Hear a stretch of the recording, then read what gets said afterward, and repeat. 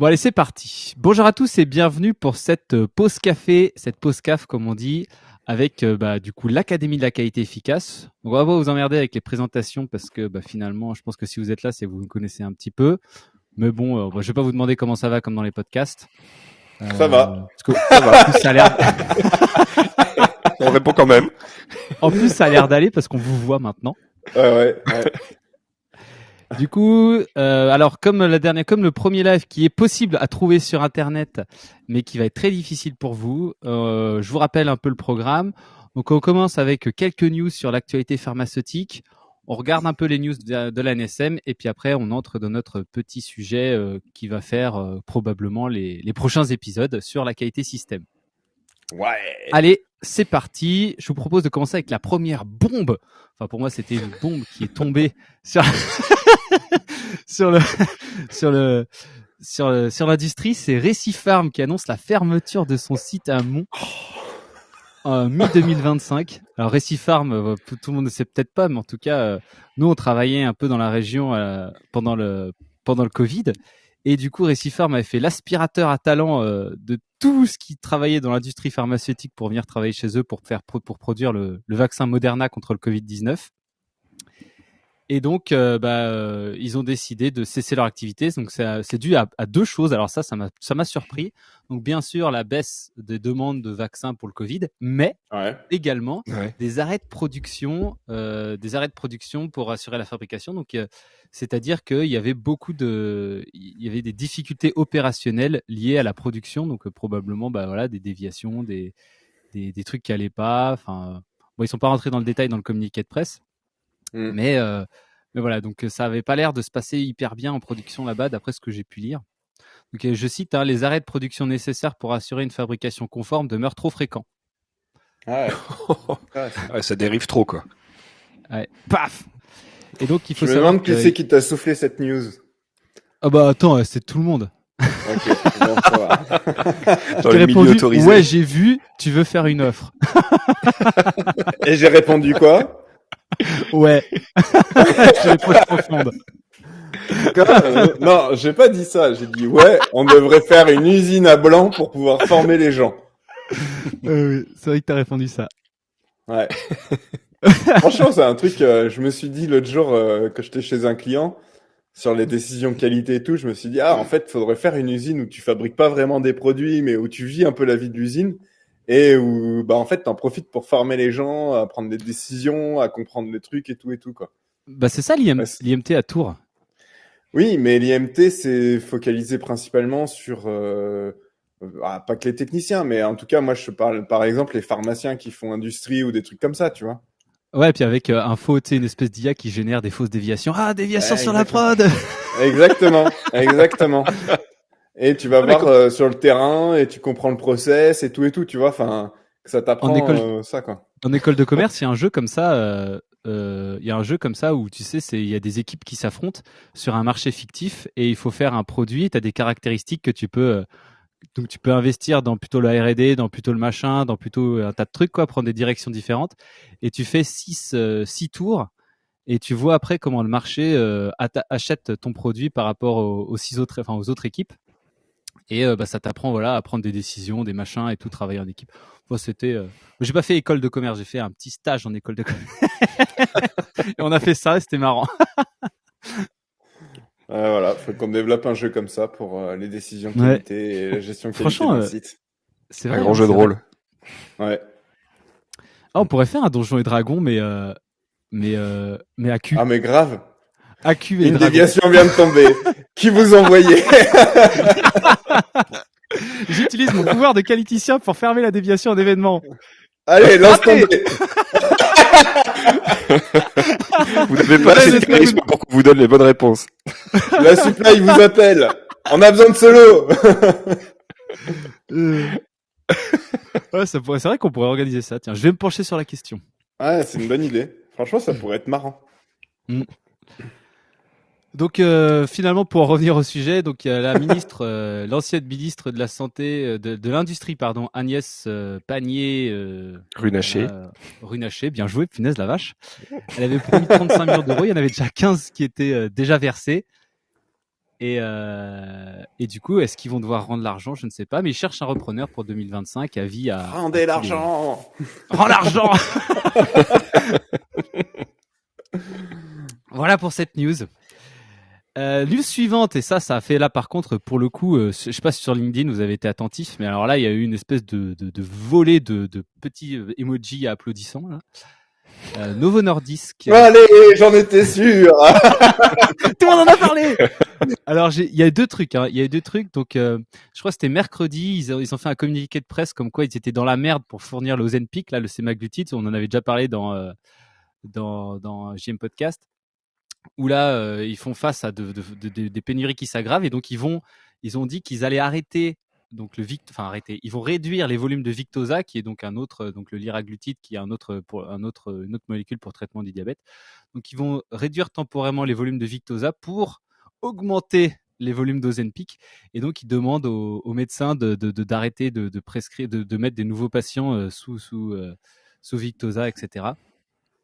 Et donc Novo Nordisk annonce hier 2,1 milliards d'euros d'investissement sur son site de Chartres pour doubler la surface de production et y installer 2 nouvelles lignes de production pour justement le remplissage de stylos.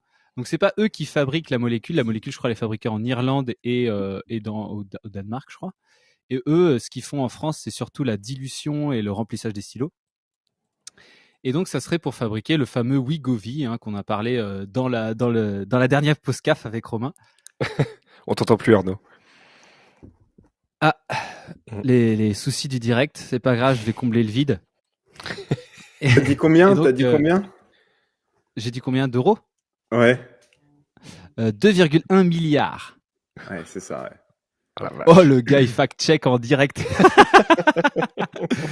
Et donc, il faut savoir que... C'est quand même un investissement colossal, quoi. Ah ouais, c'est pour le site de Chartres en plus. Mais ouais, c'est un truc de fou, hein. Il va y avoir une aspiration à talent là-bas. Ouais, bah, c'est tous ceux qui s'étaient à Récifar. Tous ceux de Mont, là, ouais, c'est ça. ça leur fait pas si loin, du coup.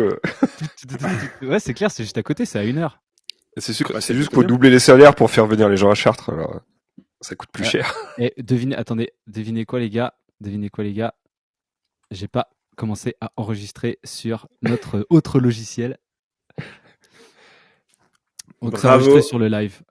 Mais c'est pas grave. Alors, ensuite, donc et donc il faut savoir aussi que Lilly, qui est un autre laboratoire du coup qui est spécialisé dans le traitement du diabète, qui a aussi pas que ça, hein, mais bon, eux ils font un investissement de 2,5 milliards d'euros de dollars, donc sur leur site en Allemagne, à côté de la frontière, pour eux, pareil, hein, sur le traitement contre le diabète. Donc voilà, la course est lancée et la France est bien positionnée. Cela dit, pour l'instant, ils n'arrivent pas à le faire, mais les traitements coupe-faim sur ce type oral vont certainement arriver d'ici 10 ans, s'il n'y a pas eu encore d'effondrement. Donc pour l'instant ils n'arrivent pas à le faire, mais bon, tous ces investissements, voilà, c'est probablement un jour ou l'autre il va y avoir les formats oral de ces trucs-là, je pense, hein. Donc pour l'instant ça y va à fond, hein. Et donc faut savoir aussi que c'est 95% destiné à l'export, hein. Donc probablement 95% destiné aux États-Unis. Ouais, donc inspection FDA et tout le tralala, quoi. Alors ensuite, je voulais... Et alors du coup, juste Lilly, Novo Nordisk, hein, si vous avez des soucis, que vous avez besoin d'améliorer votre process de libération, votre déviation, le dossier de l'eau, n'hésitez pas. Hein. Ça vous coûtera pas 2 milliards. Attends. Ils ont tout investi dans le traitement des déviations. On n'a pas encore fait le chiffrage. Alors, rubrique astro, donc pas de rappel de l'eau, mais évidemment. Non. Balance. Non, du coup, il y a pas de rappel marquant cette semaine. Par contre, Astrocarton pour une société que je ne connaissais pas du tout, une société Cocorico Carton. Donc qui s'appelle Contact Sécurité, située à Tours. Donc là, c'est une société qui fabrique des dispositifs médicaux. Décidément, en ce moment. Ouais, c'est ça, c'est la région où tout se passe. Et donc, en fait, apparemment, Contact Sécurité, j'ai regardé, donc c'est le produit Troller. Donc, Troller, ce serait un brancard. Et alors là, Ok. donc là, ils se sont fait inspecter en juillet. Ils ont fait les réponses en septembre et le 28 septembre, c'était pas ouf. Et donc, ils se sont pris, donc les réponses du 11 octobre, pardon. Et donc là, ils se sont pris une mise en demeure. Donc alors, je vais vous partager l'écran pour vous montrer ça, parce que c'est plus facile. Du coup, ça permet un peu de voir comment c'est foutu. Attendez que je regarde comment on fait. Hop. Parce que j'ai énormément de trucs d'ouverts. Ils ont eu quoi? Ils ont eu des contaminations microbio sur leur brancard? Non, mais c'est pour ça que c'est intéressant. C'est pour ça que c'est intéressant d'en parler. Je te vois plus. Ouais, bah c'est normal, ça va arriver. Là, Je tu vois vois mon juste écran. ma tête en gros. Non, je vois Ah ma tête en gros. Moi, c'est bon, je vois Ouais, l'écran. Ouais, voilà. C'est quoi ce délire? C'est quoi ce délire? Bah, fais comme si tu voyais l'écran. Ok. Donc alors, qu'est-ce qu'on a? On a incomplétude du dossier technique des dispositifs Troller sur la gestion des modifications et absence d'analyse d'impact des modifications sur le système qualité ou les produits, ce qui ne permet pas aux fabricants Contact Sécurité de garantir la conformité des dispositifs médicaux qu'il met sur le marché aux exigences du règlement. Hop, en gros, globalement, c'est grosse déficience du change control, quoi. Ouais. Manque dans l'évaluation par le fabricant Contact Sécurité de ses fournisseurs sous-traitants et absence de contrôle notamment des sous-traitants de fabrication. Donc là, c'est audit sous-traitant. Ok. Donc là, voilà. Absence du dossier technique pour l'ensemble de tous les dispositifs médicaux mis sur le marché par le fabricant Contact Sécurité. Alors là, Ah du oui, coup, bah là, là... ils ont 9 mois pour tout faire.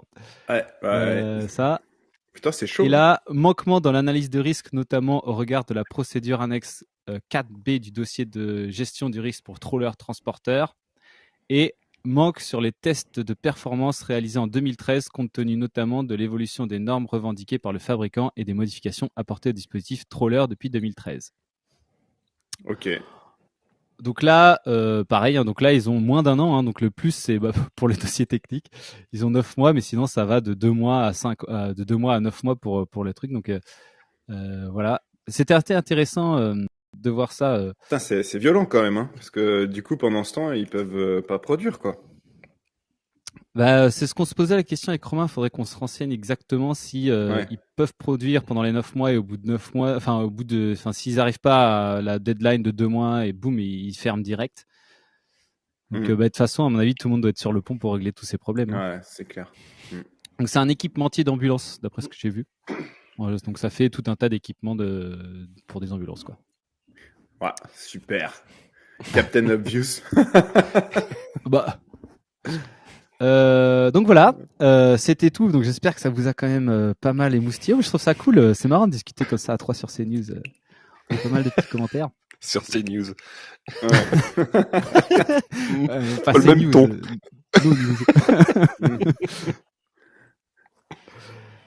Donc alors, je vous propose de passer à la Putain, deuxième mais pourquoi rubrique. je vous vois plus C'est relou, ça.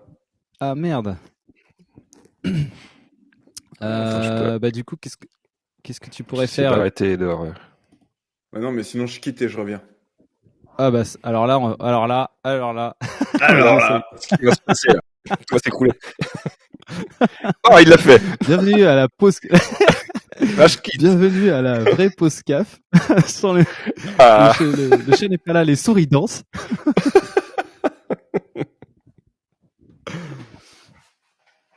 Il arrive plus à rentrer. Voilà. C'était sûr. Non. Vas-y, là vous m'entendez, mais le son il doit être un peu différent. On t'entend avec un son dégueulasse. Ah ouais, c'est vrai, c'est dégueulasse. Ouais, c'est pas terrible. Mais il veut pas mettre mon micro. C'est ta plateforme là, elle est nulle. C'est probablement parce que tu l'utilises dans un autre truc, le micro. Mais non, je l'utilise dans rien du tout. Bon, c'est pas grave. C'est pas grave. Merci pour les auditeurs qui saignent des oreilles. Alors je me tais. La vue qu'on pense, va.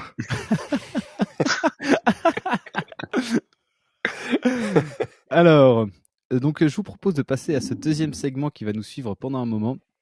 Donc, la qualité système. Alors, pendant mes heures perdues, je suis allé sur Internet chercher les annonces pour les annonces d'offres d'emploi pour qualité système. Ok. T'as quelque chose Intéressant. à nous annoncer? Je me barre. Oh, la Non, démission directe, comme Nicolas Hulot. Non. Donc, ce qui était intéressant, parce qu'en fait, l'idée, moi, ce que j'avais derrière cette idée, c'était de définir le scope de l'assurance qualité système, parce que c'est vrai que c'est entre l'assurance qualité système, le support prod et la qualité opérationnelle, on a souvent des guerres internes, enfin des guerres internes, des guerres internes en disant ouais ça c'est toi, non c'est pas toi. Genre par exemple c'est surtout par rapport aux déviations, les indicateurs des déviations, qui est-ce qui les fait, qui est-ce qui les gère. Enfin c'est jamais très clair entre ces trois trucs. Je sais pas ce que t'en penses Arnaud avec. Vas-y fais-nous une intervention crachotée. Non, moi je trouve ça très clair dans ma tête. dans ta tête. Mais Genre, ouais, non, c'est pas très clair. Je sais pas. En fait, c'est ouais, c'est pas clair du tout. Ouais, non, clairement pas. Donc, C'est clairement pas clair dans la tête des gens et dans la façon dont c'est organisé. Et en fait, tu peux vraiment te poser la question de c'est quoi le rôle de la Q-système, mais autour surtout de tout ce qui tourne vers la qualité du produit, vers la libération, etc. Parce qu'après, sur certains autres aspects, la frontière est très claire, mais sur ce qui tourne autour du produit, de la libération, etc., des déviations, des docks, etc., c'est pas très clair. Je te l'accorde. Alors du coup, moi moi je m'étais posé la question et en fait, tu sais, quand on dit voilà quand on libère un produit, tu vas regarder ton dossier de l'eau et tes déviations, et après il va y avoir tout ce qui touche finalement au système qualité où t'es pas censé le regarder parce que du coup tu audite régulièrement ton système, parce que du coup tu as mis en place des choses qui font que normalement tout roule et t'as pas besoin de les vérifier pour libérer chaque lot. Et bien en Ouais. fait, pour moi, la qualité système, ça va être exactement tous ces trucs là que tu Ouais. vas pas aller vérifier pour la libération de ton lot, tandis que la qualité opérationnelle, ça va vraiment être qu'est-ce qui s'est passé sur les machines, les actions pendant le lot et les déviations associées. Point. Ça va être la qualité opérationnelle. Alors du coup, les logbooks, c'est s'assurer que ton système autour des logbooks fonctionne bien, que on a bien respecté l'enchaînement, etc. Tu le mets dans quoi? Bah, tu l'as dit toi-même, hein, ton système, pour moi, c'est la qualité système. Hein. Ouais, mais du coup, donc là, qualité système, irait voir dans les logbooks si on a bien, je sais pas, enchaîné après chaque maintenance, on a bien un nettoyage, machin, le Ouais, truc. tu Pas la qualité audites tes opérationnelle logbooks. qui vérifie ça. Non, tu audites tes logbooks régulièrement, donc à fréquence définie, hein, tous les 15 jours, tous les semaines, tous les mois, tous les ans, enfin, selon le risque que trouver une erreur dedans, ça fasse. Et puis, du coup, le gars, quand il libère, il sait que les logbooks sont édités régulièrement, que les mecs sont formés et que normalement, tout est. Normalement, faut pas le dire, mais et que tout s'enchaîne correctement. Et Donc la qualité système est là pour est là en support de la qualité produit, quoi. ouais, oui, voilà, ouais. Et d'ailleurs, Et du coup, dans le cas des déviations, c'est ta qualité opérationnelle qui investigue et c'est ta qualité système qui gère le fait elles doivent être clôturées dans les 30 jours et qui gère les indicateurs et les trucs comme ça, alors. moi, je La dirais oui. qualité opérationnelle investigue pas forcément. Attention, moi je dirais pas forcément que c'est la qualité opérationnelle qui investigue. Par contre, c'est la qualité opérationnelle qui va valider l'investigation, quoi. Ouais, voilà, je comprenais, Oui. ouais, je comprenais ce qu'il veut dire. Ouais. Ça va avec le support production si jamais il y en a, etc. Quoi. Exactement, ouais. Mais ouais, les logbooks pour moi, c'est, tu vois, c'est là où je suis pas tout à fait. En fait, pour moi, il y a trois qualités. Il y a la qualité système, la qualité produit et la qualité opérationnelle. Vas-y, c'est Et quoi la la qualité différence opérationnelle, alors attends, je reprends mes petits. Il vient de créer une troisième catégorie qui fout la merde. Non, mais j'ai mes petites anti-sèches, hein. Et en gros, pour moi, la qualité opérationnelle, c'est la qualité qui est sur le terrain, qui est dans le feu de l'action, qui peut C'est justement revoir les logbooks, tu vois, et qui est vraiment tourné terrain. La qualité produit, bah, c'est ce qui va gérer plutôt tout ce qui tourne autour de la libération directement. Alors que la qualité opérationnelle, par exemple, tu as un truc où il y a besoin d'un avis qualité sur une opération de maintenance, mais qui est pas directement lié avec un produit.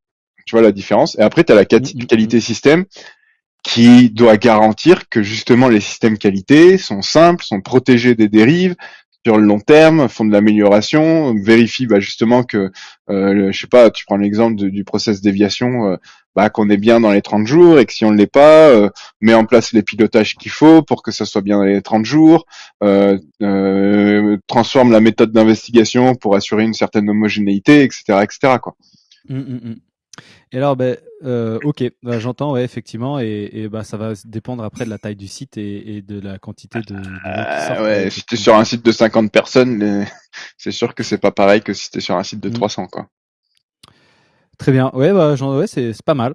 Et du coup, merci, merci de ton nom. T'as ma bénédiction. Et donc. Et donc, après avoir recherché quand même, il y a une annonce où là, du coup, effectivement, c'est assez intéressant. Je m'y attendais. Où là, c'est la qualité système a sous son périmètre toute la métrologie, la qualification des équipements et des locaux, l'élaboration du validation master plan. Pim. Alors, attends. La métrologie, la qualification. Bah, tu vois, c'est là où justement, pour moi, il y a la qualité opérationnelle et la qualité produit. Et ça, je le mettrais plutôt dans la qualité opérationnelle. La métrologie, bah ouais. Alors du coup, du coup là, je comprends pas très bien parce que finalement, ça c'est le genre de truc que tu fais une fois de temps en temps. Enfin, tu fais ça au départ, quoi.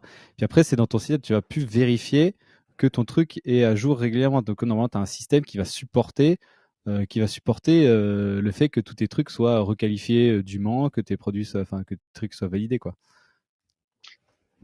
Oui, mais du coup, ouais. Alors, en fait, c'est un peu large le scope initial, mais tu vois, par exemple, la métrologie, la qualité opérationnelle sur le terrain, va aller régulièrement aussi s'assurer que c'est bien tes équipements, ils sont bien suivis en métrologie, tu vois. Alors que pour moi, la qualité système va définir le process. En gros, la qualité opérationnelle, c'est c'est le bras armé de la qualité système, si je devais le transformer, autour du terrain, pour vérifier que les systèmes qualité fonctionnent bien sur le terrain. Et la qualité système, c'est ceux qui vont avoir un recul un peu plus sur le fonctionnement des systèmes en eux-mêmes, quoi.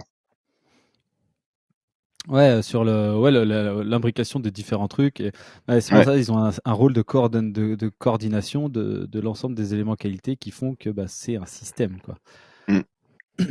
Et ça, c'est assez intéressant parce que je me rappelle dans le passé quand j'avais fait un projet sur les orgas et justement quand on avait un peu mappé les process et tout, la qualité système elle me disait mais on n'est pas acteur dans aucun des process. Et non, en fait, vous êtes juste accountable, quoi. Vous êtes les honneurs. Donc, vous n'avez pas d'action à proprement dit. Vous avez la responsabilité de vous assurer que ces process ils fonctionnent. Et tu sais, c'est un truc de fou, quoi. Et moi, c'est pour ça que je créerais aussi finalement un service qualification validation qui eux tournent à plein temps là-dessus parce que finalement il y a un besoin si le site encore une fois est suffisamment gros, hein. Mais qui est du coup pareil encore une fois regardé par la qualité système, mais piloté du coup par la qualité système, mais qui est pas encore une fois la qualité système n'est pas acteur, quoi. En fait, la qualité système, elle va regarder ce que fait la qualité opérationnelle, la qualité produit, la qualité valide dans l'efficacité des process. Parce que rappelons-le, c'est marqué dans les BPF. Il faut un système qualité efficace. Et du coup, c'est là la responsabilité de la qualité système, c'est de s'assurer que le système qualité est efficace. Et ça, c'est pas forcément tout le temps fait. Bah oui, et même quand c'est pas tout le temps fait, finalement, la qualité système, de temps en temps, comme on la voit, et c'est ça qui me gêne beaucoup, c'est soit elle constate, enfin, elle fait des indicateurs pour un peu, bah voilà, j'ai fait des indicateurs, regardez, ils sont dans le vert, ou alors elle compte les morts dans le sens, bah oui, vous voyez, on a 300 déviations en retard, on a 300 déviations en retard, quoi. Ouais. Ouais. Et puis il y a aussi un truc qu'on voit justement sur ces process un peu plus opérationnels où la qualité système, en fait, quand c'est eux qui sont honneurs entre guillemets, je vais prendre l'exemple du process déviation, ils vont faire les formations au système déviation et en fait la formation se limite à comment on utilise le système du QMS pour enregistrer les déviations. Il n'y a pas toute la partie investigation, il y a pas, et donc ta procédure de déviation, c'est l'utilisation du QMS pour enregistrer tes déviations. Ouais, Exactement. bon, c'est pas ça l'efficacité du process, quoi. Ça en fait Exactement. partie, mais c'est pas suffisant, quoi. Donc quand on regarde un petit peu quand on regarde ce qu'il y avait marqué, donc je pense on va stopper là pour cette pause café pour enchaîner donc la prochain coup on enchaînera je pense spécifiquement justement sur la quality system et le processus déviation. On fera un petit rappel de ce qu'on a dit. J'aime ça. On va s'éclater un peu, mais bon, alors du coup, une petite synthèse de ce que j'ai trouvé dans les offres. Donc on a garantir une bonne application du système qualité et des principes de la data integrity au sein du laboratoire. Mettre en place les indicateurs de suivi de son activité, sans préciser vraiment les activités dans cette annonce. Gestion du système documentaire, création, modification, revue et suivi. Coordonne le processus de pharmacovigilance, ils sont payés la pharmacovigilance. Participe aux astreintes pharmaceutiques du site. Garantir les processus CAPA, change control, audit interne et analyse de risque associés. On peut s'arrêter sur juste participe aux astreintes pharmaceutiques du site. Ouais. Parce que du coup, alors encore une fois, ça dépend de la taille du site, mais pour moi, la qualité système, justement, qui va avoir l'ownership des process, l'efficacité, machin, etc., peut ne pas avoir les connaissances suffisantes et nécessaires du terrain, des process de prod, etc., pour prendre les bonnes décisions en cas d'astreinte pharmaceutique, tu vois. Ouais, bah c'est clair, ouais. Mais après, c'est bien dommage que c'est de la personne qui serait à la qualité système connaisse pas bien les process, parce que là, c'est terrible, notamment si tu fais les PQR, les machins comme ça. Enfin, tu pilotes un truc, même pour faire. Ah, mais les PQR, c'est la qualité système, du coup? Ah bah, on va le voir après, hein, mais ouais, PQR, c'est un peu dedans. C'est dedans pour moi. Hein. Parce que justement, c'était justement cette coordination complète de tous les acteurs sur un produit fini. On fera une pause CAF. Ça, les PQR, voilà, on va bien s'amuser aussi. Hein. Il y a beaucoup de choses à dire là-dessus. Ouais, c'est pour ça. Audit interne, etc. Voilà. Une deuxième truc où là c'était une plus petite. Donc là c'était juste, ils cherchaient une personne au sein de la qualité système qui elle serait juste sur le traitement des CAPA. Donc là il y a marqué traitement des CAPA en cours. Qu'est-ce que ça veut dire que c'est elle qui les fait toutes? Moi je pense pas. Moi non plus. Et au moins qu'ils les approuvent toutes peut-être. Ouais. Donc c'est pareil. Si t'as pas une connaissance, c'est pareil. T'approuves toutes les CAPA, tu parachutes quelqu'un là-dedans. Ça c'est clair. Donc, on a la mise en place d'un système de priorisation, amélioration du système de suivi avec chaque service. Donc là, effectivement, ça met que c'est pas elle qui les traite toutes. Et élaboration des indicateurs, participation à l'amélioration du processus. Donc là, c'était vraiment une personne focusée sur les CAPA. Donc, c'était une équipe de 10 personnes. Donc, sur ces 10 personnes, il y en a une qui est entièrement dédiée au CAPA. Ça... je crois, il doit y avoir un petit backlog de CAPA, quoi. Ça doit être pas mal de clôture hors délai. Mais tu vois, je me dis ça, ce genre de truc, ce qui serait trop marrant de faire, c'est t'arrives à trouver, je sais pas, 4 annonces comme celle-là. Et du coup, tu mets en place des extractions et puis des pilotages à distance. Et du coup, tu fais 4 contrats en même temps et tu passes toute ta journée à faire les 4 trucs de chez toi et t'es payé 12 000 balles pour gérer 12 000 balles par mois pour gérer ton système CAPA. Oh là là, qu'est-ce que t'es vénal.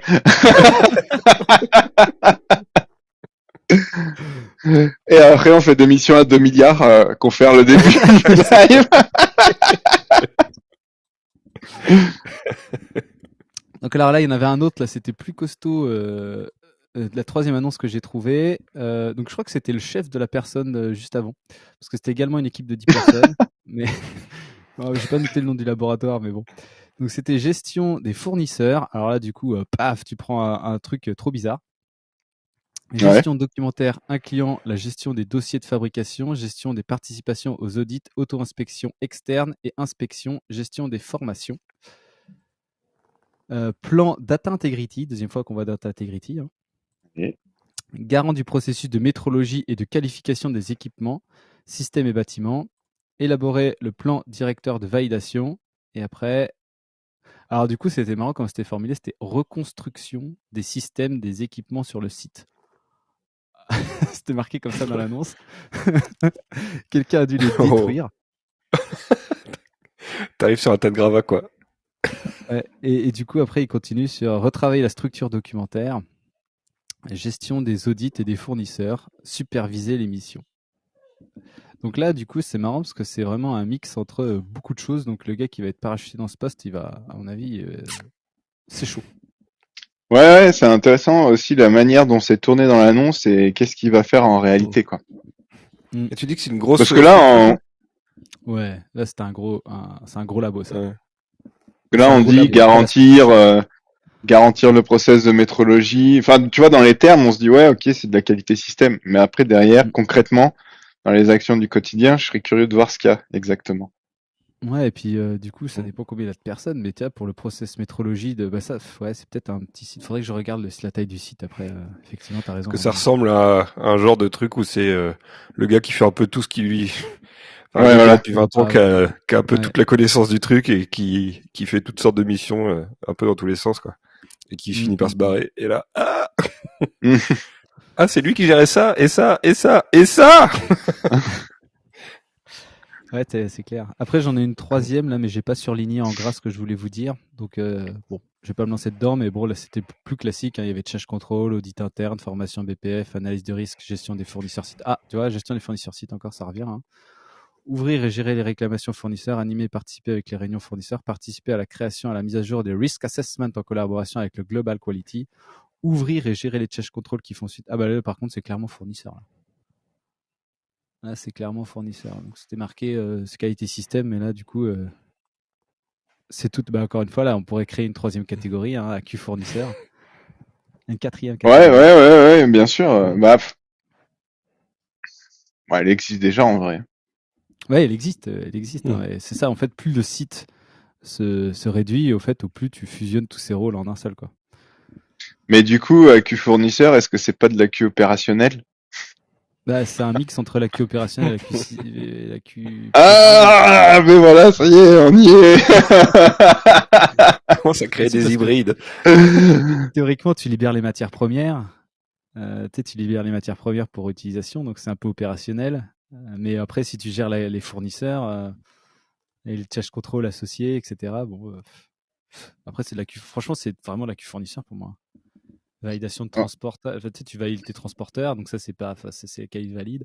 Bah, c'est de l'AQ opérationnel tourné vers les fournisseurs, là où tu as de l'AQ opérationnel tourné vers de la prod, l'AQ opérationnel tourné vers du sécu.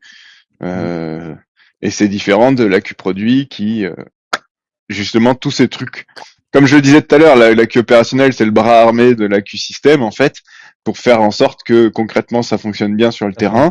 Et l'AQ produit s'appuie sur la confiance en cette équipe-là pour se dire ok, bah en fait moi je revois les déviations, les dossiers de lot, enfin ce qui est lié à un produit, un lot, quoi. Pour libérer mes lots, et le reste ça tourne parce que j'ai un AQ système et son bras armé, l'AQ opérationnel, qui fonctionne bien, quoi. Ouais, c'est pas mal. Voilà, je pense que tu nous as fait une belle conclusion. On essaie de se retrouver la semaine prochaine pour une nouvelle pause café. Yes. Et bah voilà. Merci à tous de nous écouter. Vous étiez 0 auditeur aujourd'hui. Ouais, bah en même temps, pas forcément très communiqué là-dessus. Ouais, on a zéro fait de communication. Mais bon, C'était pour identifier les vrais fans. C'est qu'on les testage, notifie. c'est le testage. Voilà. Bon, bah, allez. Merci à tous et à bientôt. Salut. À bientôt. Je suis en train de regarder les trucs. Hop, stop. Bon, j'essaierai de faire un mix avec ce qu'on a eu de YouTube, parce qu'au début, on n'a pas de son, je pense. Hop. Live. Bah, c'est pas mal, hein, t'as vu, c'est sympa. Ouais. C'est chiant, là, mon son, là, je sais pas pourquoi, il voulait pas prendre mon micro après. Ah bah ça y est, maintenant je peux le changer. Ah mais c'est quand t'as lancé l'enregistrement. Je pouvais plus. Vous avez à nouveau un bon son, suave et beaucoup plus sympa. Ah bah voilà, merde. Ah, on a perdu Romain. Il s'est barré. Ah, ça diffuse encore là? Ouais, je sais pas trop en fait. Ah, faut pas